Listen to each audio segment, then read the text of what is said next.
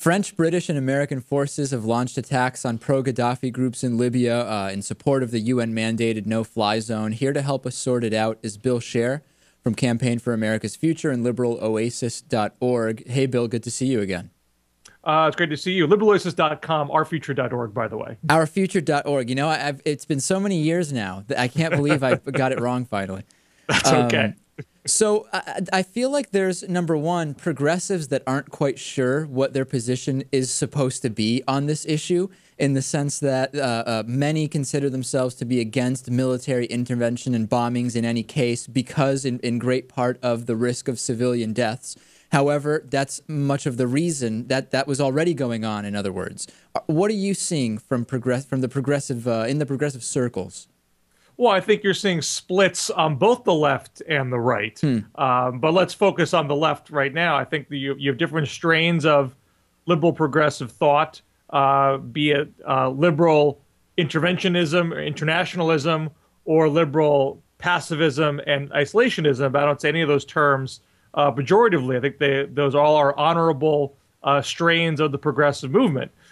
So if you had a notion of you want an aggressive American interventionism with liberal humanitarian principles. You know, this is an intervention in a foreign country, but it's not an oil grab. It's not hegemony. It's trying to stand up for democratic human rights principles. You're probably going to be supportive of it. But you know what's interesting about that is that minus the fact that we knew that supposedly there was oil that we could get there, many on the right were saying the same thing about Iraq, were they not? It's humanitarian. People are being slaughtered there. We've got to go in there. It's to help the people.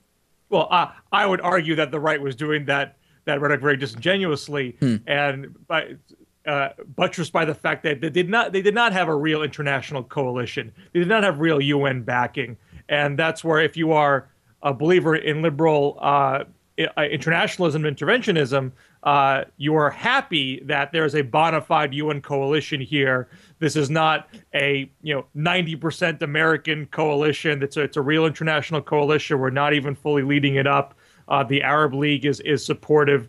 So all that stuff lends credence to the notion that you can't berate this as a U.S. hegemonic oil grab. That it gives credence to the human rights arguments.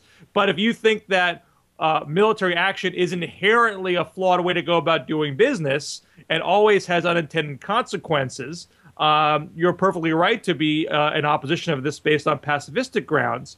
I would say to those folks, I don't feel I've heard this enough, that I don't think it's sufficient to nitpick about various things. Oh, they didn't follow they didn't go to Congress first.